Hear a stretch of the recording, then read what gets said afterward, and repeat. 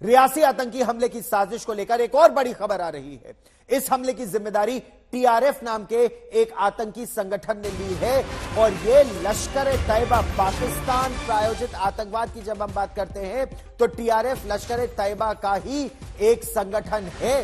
पुंछ और राजौरी में हुए पिछले कुछ हमलों की तरह इस हमले में भी साजिश पाक अधिकृत जम्मू और कश्मीर में रची गई थी। रावलपिंडी यानी पाकिस्तान सेना का जनरल हेडक्वार्टर्स जीएचक्यू ने इसकी बाकायदा इजाजत दी थी।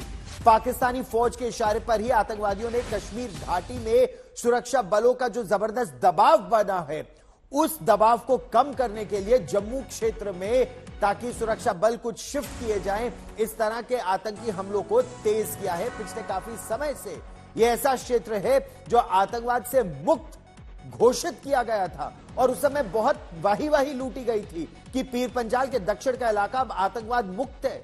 लेकिन कश्मीर घाटी तक पहुंचने के लिए आतंकवादी पाक अधिकृत जम्मू और कश्मीर से इसी रास्ते का इस्तेमाल करते हैं। पीर पंजाल होकर या दक्षिण कश्मीर पहुंचते हैं या फिर उत्तर कश्मीर, सेंट्रल कश्मीर होते हुए उत्तर कश्मीर का रुख करते हैं। अब घाटी के बजाय वो या पुंछ के इलाके में या राजौरी, जम्मू और रियासी के इलाके में या उसके और नीचे आप उतर जाइए तो सांबा के इलाके को भी टारगेट कर सकते हैं। इस हमले से जुड़ी एक और चौंका देने वाली बात सामने आई है। हाल ही में एक आतंकवादी समूह का वीडियो सामने आया था, बाकायदा वीडियो सामने आया था जिसमें पीर पंजाल के जंगलों में छिपे होने का यह आतंकी दावा कर रहे थे और अमेरिकी M4 कार्बाइन या राइफल सहित जो अफगानिस्तान से लूटे गए हथियार है या वहां से जो पाकिस्तानी सेना ने हथियार लेकर इन आतंकवादियों को दिए हैं, वो बाकायदा उस वीडियो में दिखाए गए थे। माना यह जा रहा है कि उन्हीं हथियारों का इस्तेमाल कल के इस आतंकी हमले में किया गया था। इसके पीछे जो आतंकी ताकत काम कर रही है उसकी पूरी खबर सुरक्षा बलों को थी। पुलिस ने इसे LU3 नाम दिया था। ये LU3 संयुक्त आतंकी कमान है जो आतंकी हमलों को अंजाम दे रहा है। और इस समय सूत्रों के ही हवाले से रियासी हमले पर एक और बड़ी खबर आ रही है। कल के खौफनाक हमले के पीछे पाकिस्तानी सेना के पूर्व SSG कमांडो इलियास फौजी का हाथ होने का शक इस समय गहराता जा रहा है, इसकी आशंका जताई जा रही है। इलियास फौजी का नाम क्यों लिया जा रहा है? इलियास फौजी दरअसल पाकिस्तानी सेना को छोड़ने के बाद लश्कर-ए-तैयबा में एक आतंकी सरगना बन चुका है। बताया यह जा रहा है कि रियासी हमले को लेकर उसके साथ 2 और पाकिस्तानी आतंकवादी भी शामिल थे। ये तीनों आतंकी 4 मई को पुंछ में भारतीय वायुसेना के काफिले, याद है एक और हमला हुआ था जिसमें एक भारतीय वायुसेना का एक कमांडो मारा गया था, 4 कमांडो घायल हो गए थे। तो पुंछ में भारतीय वायुसेना के काफिले पर हमले के बाद से यह लापता है। उस हमले में वायुसेना का एक जवान, उसने अपने प्राणों का सर्वोच्च बलिदान दिया।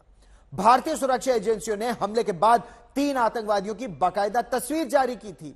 इसमें इलियास फौजी की भी तस्वीर थी। दूसरा लश्कर-ए-तैयबा का कमांडर अबू हमजा और तीसरा हदून एक आतंकी है। तीनों ही पाकिस्तान के हैं। पिछले साल पुंछ में आतंकी हमले के बाद उत्तरी कमांड के general officer commanding in chief lieutenant general Upendra Dwivedi, जो इस समय vice chief of army staff है, उन्होंने बाकायदा यह कहा था कि जम्मू कश्मीर और खासतौर पर पुंछ और राजौरी का जो इलाका है, यहां पर पाकिस्तानी सेना के जो रिटायर्ड सैनिक हैं वो आतंकी बनकर आ रहे हैं। इन्हें बैट टीम्स भी, बॉर्डर एक्शन टीम्स भी कहा जाता है, लेकिन अब ये बॉर्डर पे एक्शन ना करके अंदरूनी इलाके में आ रहे हैं क्योंकि रियासी बॉर्डर के कहीं पास नहीं है। रियासी तो जम्मू के पास एक घना बसा इलाका है और वहां हिंदुओं की तादाद ज्यादा है। वहां पर भी ये पाकिस्तानी आतंकवादी आकर अंजाम देकर चले जाते हैं और सुरक्षा बल अभी तक इन्हें पकड़ने में नाकाम रहे हैं। देखिए, कुछ की जब हमने पहचान करने की कोशिश की तो कुछ ऐसे हमें मिले कि वो रिटायर्ड फौजी थे।